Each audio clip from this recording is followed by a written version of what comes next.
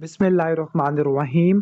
Today's topic of discussion is easily confused medication. तो start करते हैं। सबसे पहले है एमिलोराइड, एमिड्रियोन, एमिलोडिपिन। इन तीनों में क्या फ़र्क होता है? सबसे पहले amiloride. Amiloride is potassium sparing diuretic. अब जो पोटेशियम स्पेयरिंग डायूरेटिक है उनका मिमोनिक है सीट। Okay, SEATE seat. ठीक हो गया। एस से क्या होता है? स्पाइरिनोलैक्टोन। ई से एप्लिरानोन, ए से एमिलोराइड और टी से ट्राइएम्टेरिन। तो ये है पोटेशियम स्पेयरिंग डायूरेटिक जो पोटेशियम को स्पेयर कर देती है। जो स्पाइरिनोलैक्टोन और एप्लिरानोन है ये एल्डोस्टेरोन एंटागोनिस्ट होते हैं, कॉम्पिटिटिव एल्डोस्टेरोन एंटागोनिस्ट होते हैं। और ये कहाँ पे काम करते हैं? कॉर्टिकल कोलेक्टिंग ट्यूब्यूल पे जाके काम करते हैं। जबकि एमिलोराइड और ट्राइएम्टेरिन ये सोडियम चैनल को ब्लॉक करते हैं। स्पाइरिनोलैक्टोन और एप्लिरानोन ये एल्डोस्टेरोन के रिसेप्टर को ब्लॉक करते हैं और जो आपका ट्राइएम्टेरिन एमिलोराइड है ये सोडियम चैनल को ब्लॉक करते हैं। अब इनके क्लिनिकल यूज क्या होते हैं, मतलब आप इनको किस जगह पे इस्तेमाल करते हैं? अब चूंकि ये एल्डोस्टेरोन के एक्शन को एंटागोनाइज कर रही है या फिर ये पोटेशियम को बचा रही है, तो ये कहाँ इस्तेमाल होगी? अगर आपकी बॉडी में क्या हो, पोटेशियम की कमी हो, हाइपोक्लीमिया हो, पोटेशियम की डिप्लीशन है या फिर हाइपर एल्डोस्टेरोनिज्म है, एल्डोस्टेरोन का लेवल ज्यादा हुआ है, एल्डोस्टेरोन का लेवल ज्यादा हुआ है, हाइपर एल्डोस्टेरोनिज्म है। अब जो हाइपर एल्डोस्टेरोनिज्म वो प्राइमरी भी होता है, सेकेंडरी भी होता है। जो प्राइमरी वाला होता है वो ट्यूमर की वजह से होता है, सेकेंडरी वाला रास वाले मैकेनिज्म की वजह से होता है। अब इनको डिफरेंशिएट करने के लिए एल्डोस्टेरोन रेनिन रेशो कराते होते हैं, उसको छोड़ दो आप। ठीक हो गया। बस ये पोटेशियम डिप्लीशन में इस्तेमाल करते हैं या फिर आपका hyper aldosteronism.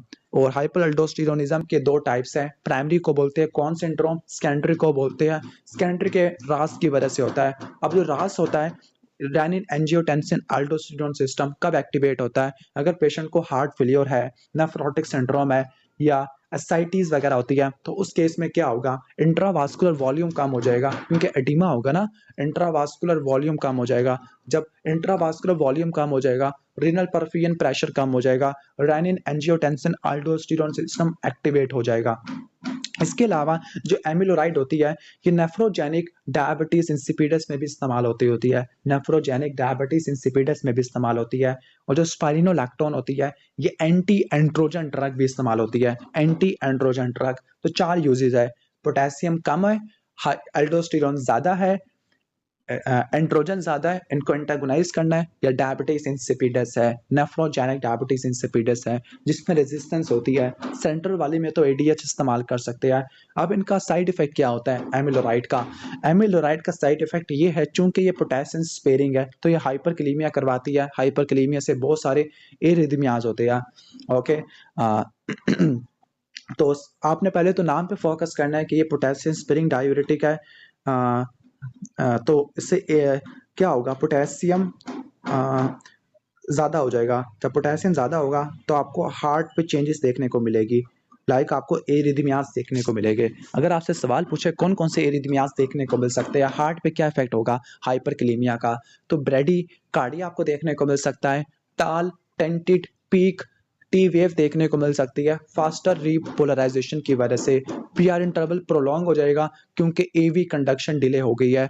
QRS complex widened हो जाएगा क्योंकि वेंट्रिकल की डीपोलराइजेशन स्लो हो गई है। ठीक हो गया। ये और वेंट्रिकुलर फिब्रिलेशन या एसिस्टली भी आपको देखने को मिल सकती है। तो ये एरिथमियास हो जाती है। पहला arrhythmias due to hyperkalaemia. Number 2 endocrine effect हो सकते हैं। एक बात रट्टा मार लेना आंखें बंद करके, जो स्पाइरिनोलैक्टोन है वो एंटी एंड्रोजन ड्रग है, यानी एंड्रोजन के एक्शन को एंटागोनाइज करती है। लेकिन इसका साइड इफेक्ट क्या होगा? जब एंड्रोजन के रिसेप्टर ही ब्लॉक हो गया तो क्या होगा? गायनिकोमास्टिया वगैरह हो जाएगा। ठीक हो गया। और क्या आपको देखने को मिल सकता है? जब हाइपरकलीमिया होता है तो मेटाबॉलिक एसिडोसिस भी देखने को मिलती है। क्लियर? तो ये था एमिलोराइड के बारे में। तो जो एमिलोराइड है पोटेशियम स्पेयरिंग डायूरेटिक होती है। क्लियर? सोडियम चैनल को ब्लॉक करती होती है, potassium depletion, hyper aldosteronism, heart failure, hepatic ascites, nephrogenic diabetes insipidus और एंटी एंड्रोजन के अंदर इस्तेमाल होती है। साइड इफेक्ट में हाइपरकलीमिया, गायनिकोमास्टिया और मेटाबॉलिक एसिडोसिस ये देखने को मिलता होता है। उम्मीद है कि समझ आ गया होगा। नेक्स्ट आपकी जो ड्रग है वो इमिड्रियोन है। इमिड्रियोन सीवीएस वाली कैटेगरी से बिलोंग करती है। एंटी एरिथमिक ड्रग है। एंटी एरिथमिक ड्रग्स की आपको क्लासिफिकेशन बतानी पड़ेगी। एंटी एरिथमिक क्लास 1 2 3 4 होती है। जो 1 होती है ना वो सोडियम चैनल को ब्लॉक करती है, जिसमें आपके 1A में प्रोकेनामाइड, क्वानिडीन, डाइसोपरामाइड आते हैं। 1B में लाइडोकेन, मैक्सिलटीन, 1C में फ्लेसिनाइड, प्रोपाफिनोन आती है। यानी जो इमिड्रिकोन है एंटी रिदमिक है। क्लास 1 में सोडियम चैनल ब्लॉकर, क्लास 2 में बीटा ब्लॉकर। क्लास 2 में कौन कौन से हैं? बीटा ब्लॉकर, जिसमें मेटाप्रोलोल, कैल्विडालोल, प्रोपेनोलोल, एस्मोलोल, एटिनोलोल आ जाते हैं। क्लास 3 में आपके आ जाते हैं पोटेशियम चैनल ब्लॉकर। मिमोनिक है SAID। मिमोनिक में आपको जरूर बता रहा हूँ साथ साथ SAID। एस से क्या होगा? सोटालोल, ए से एमिड्रियोन, आई से इबिटोलाइड, डी से डोफिटेलाइट। अब ये जो ड्रग है ना ये पोटेशियम चैनल को ब्लॉक कर देती है। जब पोटेशियम चैनल को ब्लॉक कर देती है तो ये एक्शन पोटेंशियल की ड्यूरेशन को बढ़ा देती है। एक्शन पोटेंशियल का ड्यूरेशन बढ़ गया तो इफेक्टिव रिफ्रैक्टरी पीरियड बढ़ गया।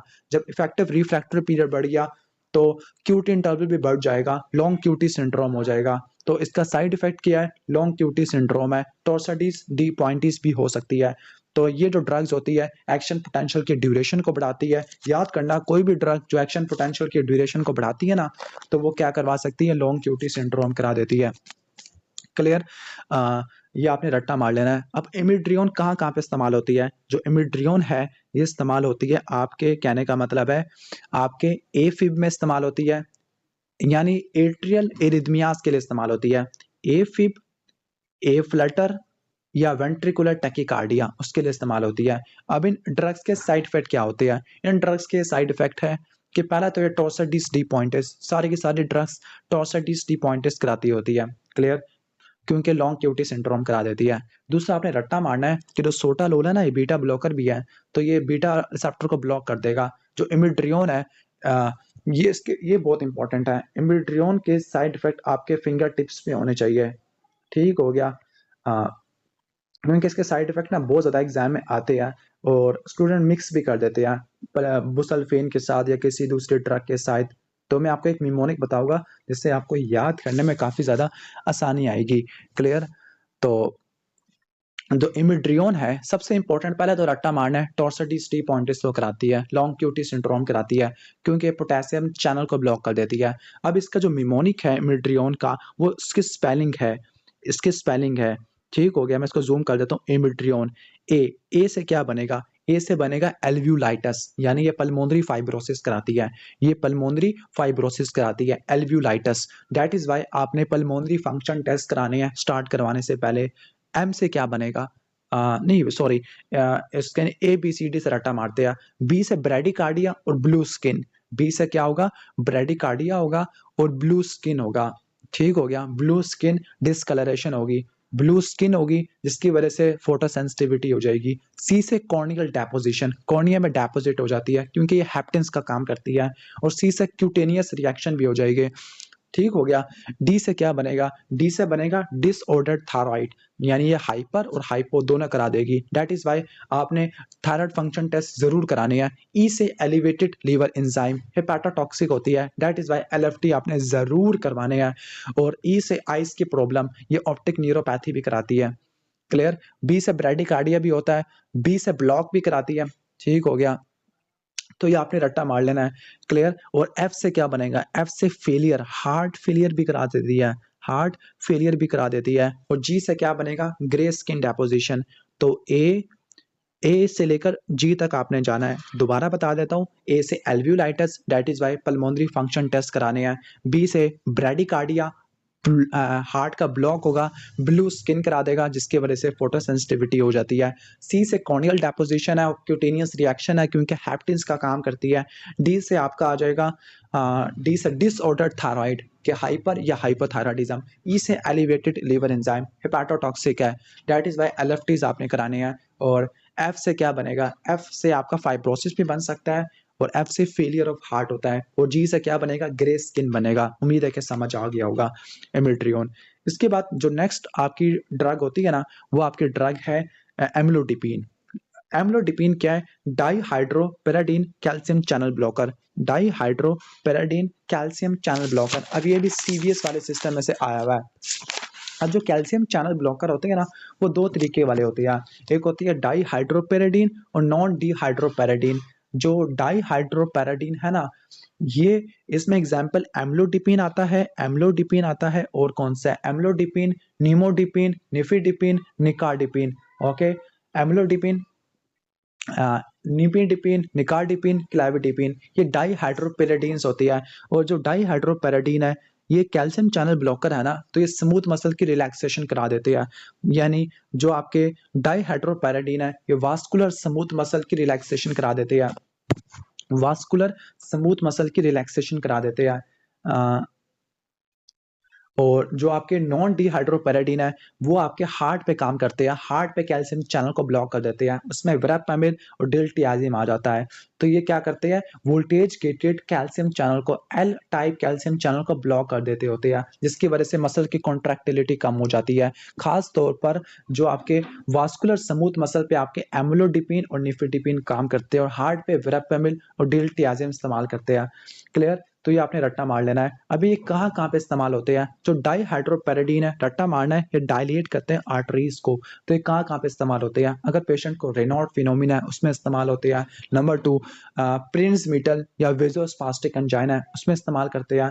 नंबर 3, हाइपरटेंशन में इस्तेमाल करते होते हैं, हाइपर टेंशन में इस्तेमाल करते होते हैं। खास तौर पर जो नीमोडिपिन है ना, ये सब रेक्नॉइड हैमरेज में इस्तेमाल करते हैं। जब सब रेक्नॉइड हैमरेज होता है तो पेशेंट इस्केमिक स्ट्रोक में जा सकता है, तो आप नीमोडिपिन देते हैं, डिलेड इस्कीमिया को प्रिवेंट करती है। जो निकार्डिपिन और क्लेविडिपिन है, ये हाइपरटेंसिव अर्जेंसी या इमरजेंसी में इस्तेमाल करते हैं। अर्जेंसी का मतलब है कि कोई टारगेट ऑर्गन डैमेज नहीं है, इमरजेंसी का मतलब है टारगेट एंड ऑर्गन डैमेज आपको देखने को मिल रहा है। क्लियर? और जो आपका जो वेरापेमिल, डिल्टियाजिम है, ये हाइपरटेंशन में, एंजाइना में, एफिब में, एट्रियल फ्लटर में इस्तेमाल करते हैं। अब इनके साइड इफेक्ट क्या होते हैं, जो एम्लोडिपिन है ना, एक बात रट्टा मारना, ये जिंजाइवल हाइपरप्लेजिया करवाता है। इसके अलावा जो आपके जो वेरापेमिल, डिल्टियाजिम है, कैल्शियम चैनल को ब्लॉक करते हैं, एसए नोड को ब्लॉक करेंगे, एवी नोड को ब्लॉक कर देंगे, कार्डिक डिप्रेशन करा देंगे। इसके अलावा जो वेरापेमिल है, ये प्रोलैक्टिन के लेवल को भी बढ़ा देगा और जीआईटी में कॉन्स्टिपेशन करा देगी, क्योंकि मोटिलिटी कम हो गई है। जबकि डाईहाइड्रोपेराडीन, जिसमें यही आपके एम्लोडिपिन है, एम्लोडिपिन तो हाइपरटेंशन में इस्तेमाल होती है, लेकिन ये वेजोडाइलेशन कराएगी ना, तो एडिमा होगा, फ्लशिंग होगी, हेडेक, डिजीनेस, ये आपको देखने को मिल सकती है। उम्मीद है कि 3 ड्रग्स मैंने आपको रिवाइज करा दी है। एमिलोराइड पोटेशियम स्प्रिंग डायूरेटिक है, एमिड्रियोन ये आपकी क्लास 3 एंटी रिदमिक है, और एम्लोडिपिन पोटेशियम चैनल ब्लॉकर है, कैल्शियम चैनल ब्लॉकर। ठीक हो गया, नेक्स्ट आगे चलते हैं। नेक्स्ट है आपकी बेंस्ट्रोपिन और ब्रोमोक्रिप्टिन। इनमें क्या फर्क होता है, बेंस्ट्रोपिन और ब्रोमोक्रिप्टिन। जो बेंस्ट्रोपिन है, ये पार्किंसन वाली ड्रग है। पार्किंसन में जो आपने निमोनिक रट्टा मारना है कि इसमें ट्रैप होता है, ट्रेमर्स, रिजिडिटी, एकाइनेसिया, पोस्चरल इंस्टेबिलिटी, ये आपको देखने को मिलती है। तो ये पार्किंसन वाली एंटी पार्किंसन ड्रग होती है। खास तौर पर पार्किंसन में जो ड्रग इस्तेमाल होती है ना, ये कौन सी ड्रग है, ये कोलिनर्जिक एंटागोनिस्ट होती है, कोलिनर्जिक एंटागोनिस्ट होती है। इसमें बेंस्ट्रोपिन ट्राईहेक्सीफेनिडाइल होती है। ये सिर्फ ट्रेमर को, रिजिडिटी को ठीक करती है, लेकिन इनका ब्रेडिकाइनेसिया और एकाइनेसिया के ऊपर कोई इफेक्ट नहीं आता। क्लियर? बेंस्ट्रोपिन ट्राईहेक्सीफेनिडाइल ये इस्तेमाल होती है, ये पार्किंसन में इस्तेमाल होती है। क्लियर? ठीक हो गया। और ब्रोमोक्रिप्टिन, ये भी पार्किंसन में इस्तेमाल होती है, ये डोपामीन एगोनिस्ट होती है। यानी पार्किंसन में ना जो ड्रग इस्तेमाल करते हैं, वो डोपामीन एगोनिस्ट इस्तेमाल करते हैं। डोपामीन की अवेलेबिलिटी को बढ़ाने वाला, या डोपा की अवेलेबिलिटी को बढ़ाने वाला, या डोपामीन की ब्रेकडाउन को कम करने वाला, या कोलिनर्जिक पाथवे को ब्लॉक करने वाला। जो डोपामीन एगोनिस्ट इस्तेमाल करते हैं, वो 2 तरह के वाले होते हैं, नॉन एर्गट और एर्गट। जो एर्गट वाला है, वो है ब्रोमोक्रिप्टिन, ये इस्तेमाल नहीं होता, रेयरली इस्तेमाल होता है, एर्गट डेरिवेटिव है। जबकि नॉन एर्गट डेरिवेटिव में प्रामिपेक्सोल, रोपिनारोल, ठीक हो गया, ये इस्तेमाल होते हैं। क्लियर? लेकिन ये ड्रग यूज करने की वजह से आपको गैम्बलिंग की एडिक्शन वगैरह लग सकती है, या पोस्चरल हाइपोटेंशन हो सकती है। कुछ ऐसी ड्रग्स होती है जो डोपामीन की अवेलेबिलिटी को बढ़ा देती है, डोपामीन की रिलीज को बढ़ा देती है।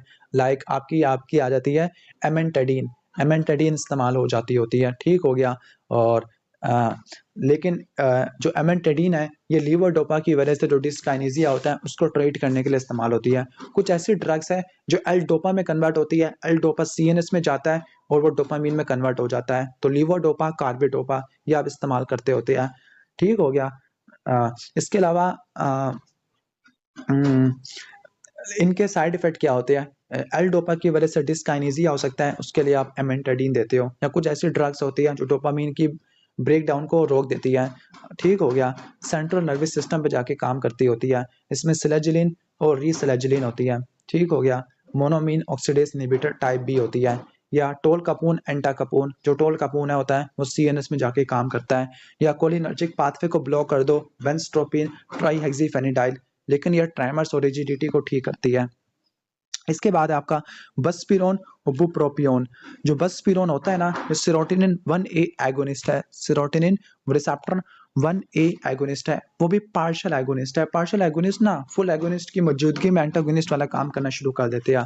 तो ये सेरोटोनिन का 1A एगोनिस्ट होता है, और ये आप जनरलाइज एंजाइटी डिसऑर्डर में इस्तेमाल करते हैं। जनरलाइज एंजाइटी डिसऑर्डर में आप इस्तेमाल करते होते हैं। क्लियर? ठीक हो गया।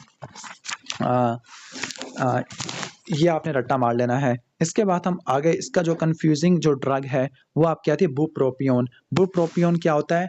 बुप्रोपियोन नोरेपिनेफ्रिन डोपामीन की रीअपटेक को इनहिबिट कर देता है। तो ये आप मेजर डिप्रेशन में इस्तेमाल करते हो और स्मोकिंग वगैरह में इस्तेमाल करते हो, स्मोकिंग सीजेशन के तौर पर इस्तेमाल करते होते हैं। ये दोनों आपकी साइकियाट्रिक ड्रग्स में या सीएनएस पे जाके काम करती होती है। क्लियर? तो उम्मीद है कि समझ आ गया होगा। हाँ, ये वाला। अब यहाँ पर जो सेरोटोनिन के रिसेप्टर्स है, ज़्यादातर स्टूडेंट्स को मिक्स हो जाता है कि सेरोटोनिन के रिसेप्टर्स कौन से हैं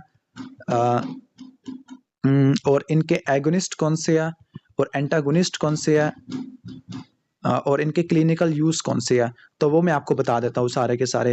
एक मिनट में यहाँ से निकाल लूँ। तो जो सेरोटोनिन है, लेट मी, मुझे स्पेस चाहिए थोड़ी सी। चलो यहीं पे कर लेते हैं काम। जो सेरोटोनिन के रिसेप्टर होते हैं 5 हाइड्रोक्सी ट्रिप्टामिन भी कहते हैं, जी प्रोटीन कपल्ड रिसेप्टर, बहुत सारे रिसेप्टर्स होते हैं। सबसे पहला सेरोटोनिन का 1A रिसेप्टर, सेरोटोनिन 1A। जो 1A होता है इसका जो एगोनिस्ट है, उसका एगोनिस्ट है बसपिरोन, और बसपिरोन कहाँ इस्तेमाल करते हैं हम? जनरलाइज एंजाइटी डिसऑर्डर में। ठीक हो गया। इसका एंटागोनिस्ट किसी काम का नहीं है, जनरलाइज एंजाइटी डिसऑर्डर में इस्तेमाल करते हैं। इसके बाद हम आगे आ जाते हैं 1B और 1D। जो 1B और 1D एगोनिस्ट होते हैं वो सुमाट्रिप्टान्स होते हैं। सुमाट्रिप्टान कहाँ इस्तेमाल होते हैं? ट्रिप्टान्स कहाँ इस्तेमाल होते हैं? माइग्रेन्स में इस्तेमाल होते हैं, मिग्रेन में इस्तेमाल होते हैं। क्लियर? इसके बाद हम टाइप 2 रिसेप्टर पे चलते हैं। Okay, type 2। जो टाइप 2 है, टाइप 2A, इसमें LSD आ जाएगा। LSD नशे वाली ड्रग होती है। ठीक हो गया। जबकि इसका जो एंटागोनिस्ट होता है ना, एंटागोनिस्ट, वो एटिपिकल एंटीसाइकोटिक है, लाइक क्लोजअपीन है, रिस्पेरिडोन है। ये आपके शिजोफ्रीनिया में इस्तेमाल होती है, खासतौर पर क्लोजअपीन आपके रेजिस्टेंट शिजोफ्रीनिया में इस्तेमाल होती है। इसके बाद सेरोटोनिन का 2A एंटागोनिस्ट भी हो गया। 2C पे आ जाते हैं। जो 2C होता है ना, 2C में जो एगोनिस्ट है, 2C का एगोनिस्ट लोरकेसेरिन है। ये आप ओबेसिटी में इस्तेमाल करते होते हैं। क्लियर? लेकिन अब खत्म हो चुका है रिसेप्टर। इसके बाद सेरोटोनिन के थर्ड पे आ जाते हैं। थर्ड पे आ जाते हैं। थर्ड पे आपका सेरोटोनिन टाइप 3, इसके एंटागोनिस्ट ओडेनसेट्रोन होते हैं। ओडेनसेट्रोन कीमो की वजह से या रेडिएशन की वजह से या पोस्ट सर्जरी के बाद उल्टियाँ आती हैं, उसके लिए आप ऑनसेट के इंजेक्शन देते होते हैं, ओडेनसेट्रोन वगैरह देते हैं। सेरोटोनिन टाइप 4 रिसेप्टर, इसका जो एगोनिस्ट होता है ना, वो आपका होता है टिगासिरोड। ये जीआईटी की मोटिलिटी को बढ़ा देता है, कॉन्स्टिपेशन को ठीक करता होता है, कॉन्स्टिपेशन को ठीक करता होता है। उम्मीद है कि आपको सेरोटोनिन के सारे रिसेप्टर वगैरह मैंने एक्सप्लेन कर दिया है, और हाँ, आपको याद भी हो गया। तो अगर मैं आपको यहाँ पे लिखवाना चाहूँ, जो 1A है, 1A का यहाँ पे ये एगोनिस्ट आ गया और यहाँ पे एंटागोनिस्ट आ गया। जो 1A का एगोनिस्ट होता है बसपिरोन, और बसपिरोन कहाँ इस्तेमाल होता है? जनरलाइज एंजाइटी डिसऑर्डर के अंदर। जो 1A का एंटागोनिस्ट की कोई इतनी खास क्लिनिकल इंपॉर्टेंस नहीं है, तो उसको छोड़ देते हैं। इसके बाद आ जाओ आप 1B 1D। इसका जो एगोनिस्ट होता है वो ट्रिप्टान्स होते हैं, जो कि माइग्रेन में इस्तेमाल करते हैं, मिग्रेन में इस्तेमाल करते होते हैं। एंटागोनिस्ट इसका किसी काम का नहीं है एंटागोनिस्ट। इसके बाद आप आ जाओगे 1B के बाद 2 पे आ जाओगे। इसमें आपका जो 2A है, जो 2A है आपका, वो LSD जैसा काम करता है, नशे वाला। और जो एंटागोनिस्ट होते हैं ना, वो आपकी क्लोजअपीन होती है, एटिपिकल एंटीसाइकोटिक, रेजिस्टेंट शिजोफ्रेनिया में इस्तेमाल करते हैं। इसके बाद आ जाओ 2C में आ जाओ। 2C में आपका लोर कैसेरिन है, ओबेसिटी में इस्तेमाल करते हैं। एंटागोनिस्ट इसका किसी काम का नहीं है। क्लियर। फिर 3 पे आ जाओ। 3 पर, जो 3 पे एगोनिस्ट कोई नहीं है, एंटागोनिस्ट ओडेनसेट्रोन है, उल्टियां के लिए देते हैं, कीमोथेरेपी या पोस्ट सर्जिकल नोजिया वॉमिटिंग आती है। इसके बाद 4 है। 4, जो 4 का एगोनिस्ट होता है टीगासिरोड है, कॉन्स्टिपेशन के लिए इस्तेमाल करते हैं। एंटागोनिस्ट अभी तक नहीं आया। उम्मीद है कि सारे मैंने अच्छे से एक्सप्लेन कर दिया। अब हम आगे चलते हैं। सेरोटोनिन के सारे मैंने एक्सप्लेन कर दिया है। जो बुप्रोपियोन है, ये डिप्रेशन के लिए इस्तेमाल करते होते हैं, या स्मोकिंग सीजेशन के लिए इस्तेमाल करते होते हैं। क्लियर, ठीक हो गया। ये आपका एंटी डिप्रेसेंट है। इसके बाद है सिमिटिडीन और सेटिराजीन। इन दोनों में क्या फ़र्क होता है? जो सिमिटिडीन होता है H2 रिसेप्टर ब्लॉकर है, और ये पेप्टिक अल्सर डिजीज में इस्तेमाल करते हैं, गैस्ट्राइटिस वगैरह में इस्तेमाल करते हैं। पेप्टिक अल्सर डिजीज या गैस्ट्राइटिस में आप ये इस्तेमाल करते होते हैं।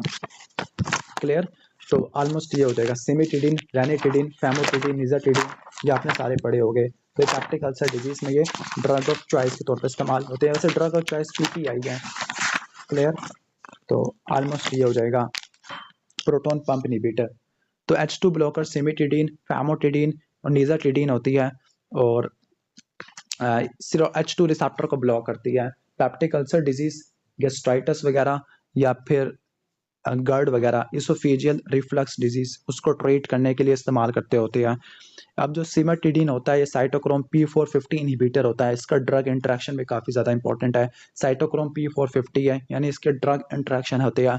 इसके अलावा एंटी एंड्रोजेनिक इफेक्ट भी होता है। जो भी ड्रग एंटी एंड्रोजेनिक होती है ना, वो प्रोलैक्टिन को रिलीज करना शुरू कर देती है, गायनिकोमास्टिया कराती है, इंपॉर्टेंस कराती है। बस इन शॉर्ट कि ये हाइपर प्रोलैक्टिनीमिया करा देती है। इसके अलावा ब्लड ब्रेन बैरियर को क्रॉस कर जाती है। जो सिमिटिडीन है, क्रेटिनिन की क्लियरेंस को कम कर देती है। दैट इज वाई आपने CKD में कभी इस्तेमाल नहीं करना। इसके बाद सेटिराजीन है। सेटिराजीन एलर्जी में इस्तेमाल होता है। दोनों सेकंड जनरेशन है, लेकिन ये second generation H1 receptor blocker है। सेटिराजीन H1 रिसेप्टर ब्लॉकर है, और वो आपका H2 रिसेप्टर ब्लॉकर है। H2 रिसेप्टर ब्लॉकर है। तो ये दोनों आपने रट्टा मार लेने हैं। दोनों में बहुत ज़्यादा कन्फ्यूजन हो जाती है कि कौन सा किस रिसेप्टर को ब्लॉक करता होता है। क्लियर, ठीक हो गया। H2 रिसेप्टर ब्लॉकर में सिमिटिडीन, रैनिटिडीन, निजाटिडीन आ जाएगा, जबकि H1 ब्लॉकर के अंदर आपके ये आ जाएंगे। H1 ब्लॉकर को एंटीहिस्टामिन कहते हैं, और ये मेनली ना ये न्यूट्रल एंटागोनिस्ट या इनवर्स एगोनिस्ट वाला काम करते हैं। अब इसमें जो फर्स्ट जनरेशन होती है ना, फर्स्ट जनरेशन, जो आपकी फर्स्ट जनरेशन होती है एंटीहिस्टामिन वाली, उसमें डाइफिन हाइड्रामीन और डाइमीन हाइड्रानीन, यानी जिनके आखिर में EN या IN आ रहा है, डाइफिन हाइड्रामीन या डाइमीन हाइड्रेनेट, या क्लोरफेनिरामीन या डोक्सालामीन, ये फर्स्ट जनरेशन होते हैं। और जिसके लास्ट में अडीन आ रहा है, तो वो सेकंड जनरेशन है। लोराटिडीन, फिक्सोफिनाडीन, डेस्लोराटिडीन, तो ये आपके सेकंड जनरेशन आ जाते हैं। मेनली एलर्जी में इस्तेमाल होती है। एक बात रट्टा मार लेना, जो फर्स्ट जनरेशन है सिडेशन कराते होते हैं, और एंटी मस्क्रीनिक इफेक्ट भी शो करना शुरू कर देते हैं, लेकिन सेकंड वाले इतने ज़्यादा नहीं होते। इसके बाद है क्लोराम्फेनिकोल। क्लोराम्फेनिकोल एंटीबायोटिक होती है। एक बात रट्टा मार लेना, जो प्रोटीन सिंथेसिस इनहिबिटर है वो दो तरीके वाले होते हैं, 30S होता है और 50S है। जो 30S है वो AT है। A से आपका अमाइनो ग्लाइकोसाइड है, और T से टेट्रासाइक्लिन है। बाकी सारे 50S सब यूनिट इनहिबिटर होते हैं। तो ये होती है क्लोराम्फेनिकोल होती है। और क्लोराम्फेनिकोल का सबसे इंपॉर्टेंट साइड इफेक्ट कौन सा होता है? क्लोराम्फेनिकोल का जो सबसे इंपॉर्टेंट साइड इफेक्ट होता है वो आपका एप्लास्टिक एनीमिया होता है।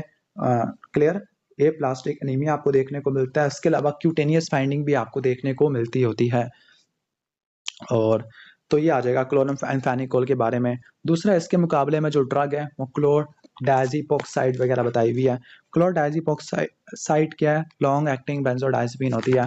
अच्छा, मैं क्लोराम्फेनिकोल के साइड इफेक्ट बता रहा था। ये प्लास्टिक एनीमिया कराती है, बोन मैरो को सप्रेस कराती है, ग्रे बेबी सिंड्रोम कराती है। इसके अलावा नोजिया वॉमिटिंग भी करा देती है, कुछ न्यूरोलॉजिकल ऑप्टिक न्यूराइटिस वगैरह भी करा देती है। तो ये इंपॉर्टेंट चीज आपने रट्टा मारनी है। क्लियर? ठीक हो गया।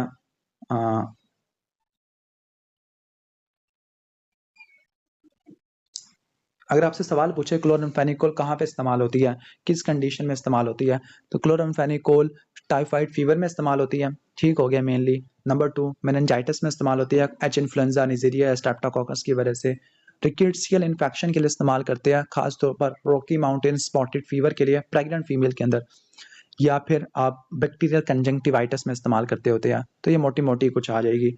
इसके बाद क्लोरडायजीपोक्साइड है। क्लोरडायजीपोक्साइड क्या है? लॉन्ग एक्टिंग बेंजोडायजेपिन होती है। क्लोर डायजेपोक्साइड क्या? लॉन्ग एक्टिंग बेंजोडायजेपिन है। अब जो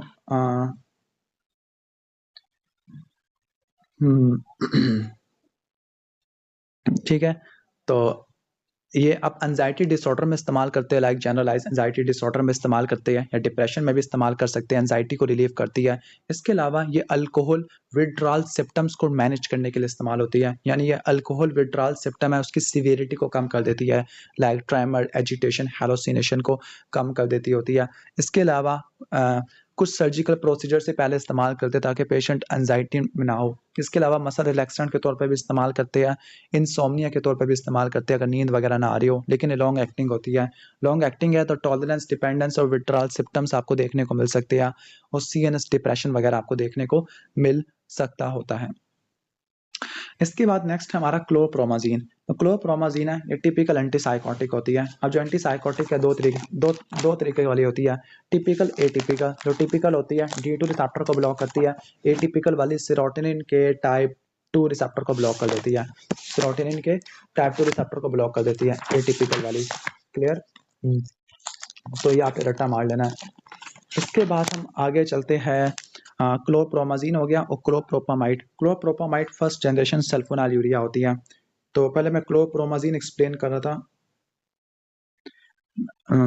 तो ये टिपिकल एंटीसाइकोटिक होती है, फर्स्ट जनरेशन एंटीसाइकोटिक होती है, शिजोफ्रेनिया के लिए इस्तेमाल करते हैं, हैलोसिनेशन, डिल्यूजन, डिसऑर्गेनाइज थिंकिंग को काउंटर करती है। इसके अलावा बाइपोलर डिजीज में मेनिया वगैरह को भी ठीक करने के लिए इस्तेमाल करती है, मूड स्टेबलाइजर के तौर पर। और सीवियर नोजिया वॉमिटिंग के लिए भी इस्तेमाल कर सकते हैं, खास तौर पर कीमोथेरेपी के बाद या रेडिएशन के बाद या ऑपरेशन के बाद, वैसे ऑनसेट ज़्यादा इस्तेमाल होती है। क्लियर? और कभी कभार टेटनस में भी इस्तेमाल कर सकते हैं। अब इसका साइड इफेक्ट क्या होता है? साइड इफेक्ट ये है, एंटीकोलिनर्जिक साइड इफेक्ट होते हैं, dry mouth, blood vegan, constipation, weight gain हो सकता है, extra pyramidal symptoms like tremor, rigidity, tardive dyskinesia ये देखने को मिल सकता है। और जो क्लोरप्रोमाजीन है ना, ओके, इसके ऊपर आइस के ऊपर भी कुछ खास इफेक्ट आपको देखने को मिल सकते हैं, और बोन मैरो सप्रेशन भी करा देती है। इसके बाद आपका क्लोरप्रोपामाइड। तो क्लोरप्रोपामाइड है ना, ये आपका फर्स्ट जनरेशन सल्फोनाइल यूरिया होती है। अब जो सल्फोनाइल यूरिया ना, ये क्या करते हैं, टाइप 2 डायबिटीज मेलाइटिस में इस्तेमाल करते हैं, इंसुलिन की रिलीज को बढ़ा देते हैं, सिक्रेशन को बढ़ा देते हैं, सेंसिटिविटी को भी बढ़ा देते हैं, टाइप 2 डायबिटीज मेलाइटिस में इस्तेमाल करते होते हैं। ठीक हो गया। तो और ये करते कैसे हैं, ये पोटेशियम चैनल को ब्लॉक कर देते होते हैं, पोटेशियम चैनल को ब्लॉक कर देते हैं। साइड इफेक्ट क्या है? हाइपोग्लाइसीमिया हो सकता है, वेट गेन हो सकता है, जीआईटी इश्यूज हो सकते हैं। और टाइप 1 में कभी इस्तेमाल नहीं करना, डीके में भी इस्तेमाल नहीं करना, या अगर हाइपर सेंसिटिविटी हो तब भी आपने इस्तेमाल नहीं करना। इसके बाद है क्लोरफेनिरामीन, ये एक्सप्लेन कर चुका हूँ, फर्स्ट जनरेशन एंटीहिस्टामिन है। इसके बाद क्लोरथैलिडोन है। जो क्लोरथैलिडोन होती है ना, ये आपकी थायजाइड डायूरेटिक है, थायजाइड डायूरेटिक। जो थायजाइड डायूरेटिक होती है, ये आपके क्या करती है, सोडियम क्लोराइड को ट्रांसपोर्टर को इनिबिट कर देती है, सोडियम क्लोराइड को ट्रांसपोर्टर को इनिबिट कर देती है डिस्टल कन्वर्टेड ट्यूब्यूल के ऊपर। ठीक हो गया। सोडियम और वाटर की रिअब्जॉर्प्शन रुक जाती है। तो कहाँ कहाँ पे इस्तेमाल करते हैं हम इसको? हाइपरटेंशन में इस्तेमाल करते होते हैं। ठीक हो गया। ब्लड प्रेशर को कम कर देती होती है। एडीमा वगैरह के लिए हम ट्रीटमेंट के लिए इस्तेमाल करते हैं। हार्ट फेलियर में भी इस्तेमाल कर सकते हैं, फ्लूइड रिटेंशन वगैरह के लिए। और किडनी स्टोन्स को प्रिवेंट करने के लिए, खासतौर पर जो कैल्शियम वाले किडनी स्टोन्स हैं उनको कम करने के लिए इस्तेमाल कर सकते हैं। क्लियर? साइड इफेक्ट क्या है? हाइपोक्लीमिया, हाइपोनेट्रीमिया, हाइपोकैल्सीमिया करवाती है, ब्लड ग्लूकोज लेवल बढ़ेगा, glucose, lactic acid, uric acid, calcium level ये ब्लड में बढ़ाना शुरू कर देगी। इसके बाद है क्लोजापिन, ये एटिपिकल एंटीसाइकोटिक एक्सप्लेन कर चुका हूँ, रेजिस्टेंट शिजोफ्रेनिया में इस्तेमाल करते हैं। क्लोमिप्रामिन क्या है, ये आपकी एंटी डिप्रेसेंट होती है। एंटी डिप्रेसेंट क्या करती है ये आपके कहने का मतलब ट्राइसाइक्लिक एंटी डिप्रेसेंट होती है। सेरोटोनिन नॉरएपिनेफ्रिन की अपटेक को इनहिबिट कर देती है। ओसीडी में, डिप्रेशन में, एंजाइटी में इस्तेमाल करते होते हैं। ठीक हो गया। फ्रीक्वेंसी वगैरह को कम कर, एंजाइटी में इस्तेमाल करते हैं। पेन को रिलीव करने के लिए इस्तेमाल करते हैं, लाइक फाइब्रोमाइल्जिया, न्यूरोपैथिक पेन है। ठीक हो गया। एंजाइटी डिप्रेशन के लिए इस्तेमाल करते हैं। नॉरएपिनेफ्रिन और सेरोटोनिन के लेवल को बढ़ा देते होते हैं। साइड इफेक्ट क्या होते हैं, सिडेशन है, ड्राई यानी एंटीकोलिनर्जिक इफेक्ट आपको देखने को मिलते हैं, और लॉन्ग क्यूटी सिंड्रोम वगैरह करा देती होती है। और इसके बहुत इंपॉर्टेंट इंटरेक्शन भी होते हैं, लाइक अगर आपने मोनोमीन ऑक्सीडेज इनहिबिटर के साथ ले लिया तो ये हाइपरटेंसिव क्राइसिस करा देगी। एसएसआरआई के साथ ले लिया तो सेरोटोनिन सिंड्रोम करा लेगी। सीएनएस डिप्रेशन के साथ इस्तेमाल कर लिया बेंजोडाइजेपिन के साथ तो ये सीएनएस की डिप्रेशन करा देगी। इसके बाद क्लोमिफिन है। क्लोमिफिन करती क्या है, ये ईस्ट्रोजन के रिसेप्टर को ब्लॉक कर देती है। Selective estrogen receptor modulator partial agonist का काम करती है। ईस्ट्रोजन के रिसेप्टर को ब्लॉक कर देती है ऑन द एंटीरियर पिट्यूटरी, जिसकी वजह से एफएसएच एलएच आपका रिलीज होगा। जब वो रिलीज होगा तो फिर वो ओव्यूलेशन करा देगा। इनफर्टिलिटी के लिए इस्तेमाल होती है। ठीक हो गया। तो ये इनफर्टिलिटी के लिए इस्तेमाल होती है। एंड ओव्यूलेटरी डिजीज में इस्तेमाल होती है, लाइक पीसीओएस में इस्तेमाल होती है। इसके अलावा मेल्स में हाइपोगोनेडिज्म को भी ठीक करने के लिए इस्तेमाल वगैरह करते होते हैं। साइड इफेक्ट क्या है, मल्टीपल प्रेगनेंसी वगैरह हो सकती है, ये सबसे इंपॉर्टेंट होता है। इसके बाद नेक्स्ट है क्लोनिडीन। क्लोनिडीन ये हाइपरटेंसिव अर्जेंसी में इस्तेमाल करते हैं। हाइपरटेंसिव अर्जेंसी का मतलब है मलिग्नेंट हाइपरटेंशन है, लेकिन अभी कोई एंड ऑर्गन डैमेज नहीं है। एंड ऑर्गन डैमेज नहीं है मतलब आपने फौरन ब्लड प्रेशर को आहिस्ता आहिस्ता नीचे लेके आना होता है। ठीक हो गया। Clonidine central acting alpha 2 agonist होती है, हाइपरटेंशन को ट्रीट करने के लिए इस्तेमाल होती है। सिंपैथेटिक आउटफ्लो को ब्लॉक कर देती है, तो हाइपरटेंसिव अर्जेंसी के लिए इस्तेमाल होती है। इसके अलावा attention deficit hyper activity disorder को भी ठीक करने के लिए इस्तेमाल होती है। उसमें ये हाइपर एक्टिविटी और इम्पल्सिविटी कम कर देती है। इसके अलावा क्लोनिडीन ओपियाइड विड्रॉल के लिए भी इस्तेमाल करते होते हैं। क्रॉनिक पेन मैनेजमेंट के लिए भी इस्तेमाल करते हैं। टॉरेट सिंड्रोम में भी इस्तेमाल कर सकते हैं। क्लियर। तो ये मैकेनिज्म ऑफ एक्शन बता दिया। साइड इफेक्ट क्या है, हाइपोटेंशन वगैरह हो सकती है। नेक्स्ट हम चलते हैं डॉक्सिपिन। डॉक्सिपिन है ना, डॉक्सिपिन डॉक्सिपिन आपका ये इतनी ज़्यादा फ्रीक्वेंट यूज़ नहीं होती ड्रग डॉक्सिपिन, ये भी ट्राइसाइक्लिक एंटी डिप्रेसेंट है। ठीक है। इसके बाद डोक्साइजोसिन, ये आपका कहने का मतलब है कि ये आपका अल्फा 1 एगोनिस्ट है, सिलेक्टिव अल्फा 1 ब्लॉकर होती है। बीपीएच और हाइपरटेंशन इन दोनों के लिए इस्तेमाल वगैरह करते होते हैं डोक्साइजोसिन। क्लियर। तो ये डोक्साइजोसिन आ जाएगा। तो अल्फा 1 एड्रेनर्जिक ब्लॉकर होती है, बीपीएच और हाइपरटेंशन की मैनेजमेंट के लिए इस्तेमाल करते हैं, लेकिन साइड इफेक्ट क्या होता है, ऑर्थोस्टैटिक हाइपोटेंशन करा देती है। एप्लिरानोन स्पाइरोलेक्टोन एक्सप्लेन कर चुका हूँ, ये पोटेशियम चैनल ब्लॉकर होती है। प्रोपाफिनोन सोडियम चैनल ब्लॉकर है, ये भी एक्सप्लेन कर चुका हूँ। फ्लॉक्सटीन सर्ट्रालीन एसिटालोपराम ये आपके कहने का मतलब है एसएसआरआई होती है, जो कि डिप्रेशन वगैरह में इस्तेमाल होती है। इसके बाद फ्लूफेनाजीन है, टिपिकल एंटीसाइकोटिक एक्सप्लेन कर चुका हूँ। माइफिप्रेस्टोन ये सिलेक्टिव प्रोजेस्टेरोन रिसेप्टर ब्लॉकर होती है, प्रेगनेंसी टर्मिनेशन में, अबॉर्शन वगैरह में इस्तेमाल करते हैं। माइजोप्रोस्टोल माइफिप्रेस्टोन दोनों मिला के इस्तेमाल करते हैं। नैलॉक्सोन ओपियाइड एंटागोनिस्ट होता है, दोनों ही एंटागोनिस्ट है, लेकिन नैलॉक्सोन टॉक्सिसिटी को ठीक करने के लिए और नाल्ट्रेक्सोन रिलैप्स के लिए करते हैं। नाइट्रोपुरोसाइड हाइपरटेंसिव इमरजेंसी में इस्तेमाल करते हैं। साइक्लिक जीएमपी नाइट्रिक ऑक्साइड को बढ़ा देता है, जबकि नाइट्रोग्लिसरीन एंटी एंजाइनल होती है, एंटी एंजाइनल होती है। दोनों ही वैसे इन दोनों मैकेनिज्म के जरिए काम कर रही है। क्लियर। नाइट्रोपुरोसाइड एंजाइना में और नाइट्रोपुरोसाइड हाइपरटेंसिव इमरजेंसी में इस्तेमाल करते होते हैं। ठीक हो गया।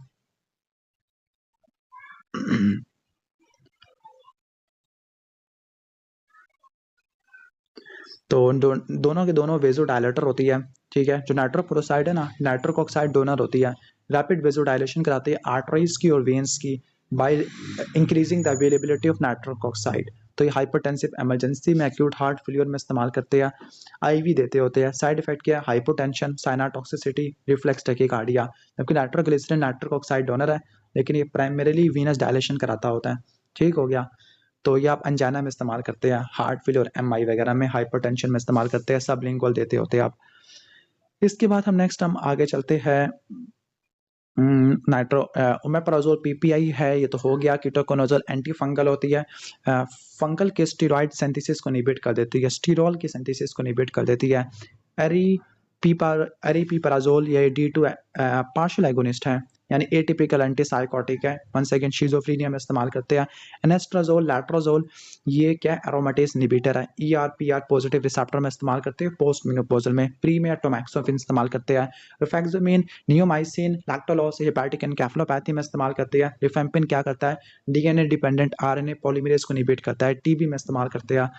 ओके, इसके अलावा रिफेम्पिन और जगह पे भी इस्तेमाल करते हैं। अगर आप मुझे बता दो कमेंट सेक्शन में तो मैं मान जाऊंगा कि आपने वीडियो यहाँ तक देखी है और आपको आता है, अदरवाइज किसी ने यहाँ तक वीडियो नहीं देखी। तो जो रिफेम्पिन है वो टीबी के अलावा और कहाँ कहाँ पे इस्तेमाल होती है, मेन तो वैसे टीबी में इस्तेमाल होती है, फर्स्ट लाइन ड्रग होती है, मिला के इस्तेमाल करते होते हैं, लेकिन लेटेंट टीबी में भी आप इस्तेमाल कर सकते होते हैं। इसके अलावा माइकोबैक्टीरियम एवियम कॉम्प्लेक्स में इस्तेमाल करते हैं, माइकोबैक्टीरियम एब्सेसिस में इस्तेमाल करते हैं, खासतौर पर HIV या एड्स वाले लोगों में आपको देखने को मिले, या फिर मेनिंजोकोकस में इस्तेमाल करते होते हैं। तो ये इसके डिफरेंट क्लिनिकल यूजेस आ गए हैं। मेनिंजोकोकल डिजीज में इस्तेमाल करते हैं, तो ये आ जाएगा। इसके बाद नेक्स्ट है सर्ट्रालिन, ये सर्ट्रालिन फ्लॉक्सटिन डिप्रेशन में और पोस्ट ट्रॉमेटिक स्ट्रेस डिसऑर्डर में इस्तेमाल करते हैं। सिलेजिलिन रिसिलेजिलिन पार्किंसन डिजीज में मोनोमिन ऑक्सीडेज बी इनहिबिटर है। एंटाकापून टोलकापून COMTLA में इस्तेमाल होते हैं। ट्राइजोल्डोन सेरोटोनिन 2 के रिसेप्टर को ब्लॉक कर देता है, इंसोम्निया में इस्तेमाल करते हैं। वैसे ये मुझे मेंशन करना चाहिए था कि ब्लॉक्स टाइप 2 रिसेप्टर ट्राइजोल्डोन। ओके, इसके बाद ट्रामाडोल, आपने ट्रेमाल के नाम से सुना होगा, क्रॉनिक पेन में इस्तेमाल करते हैं, वीक ओपियाइड एगोनिस्ट है। वेरिनिसिलिन स्मोकिंग सीजेशन में इस्तेमाल करते होते हैं। ये क्या है, इससे पहले स्मोकिंग सीजेशन में एक और भी था, बुप्रोपियोन भी था, निकोटिनिक रिसेप्टर एगोनिस्ट होता है। वेनलेफेक्सिन, डेसवेनलेफेक्सिन SNRI होता है। ठीक हो गया। अब कुछ इंपॉर्टेंट ड्रग्स आनी चाहिए जो स्मोकिंग सीजेशन में इस्तेमाल करते हैं। कौन कौन सी ड्रग्स स्मोकिंग सीजेशन के लिए इस्तेमाल करते होते हैं? सबसे पहला निकोटीन रिप्लेसमेंट, निकोटीन पैच जो जीन वाले यहाँ पे चलते हैं वो इस्तेमाल करते हैं।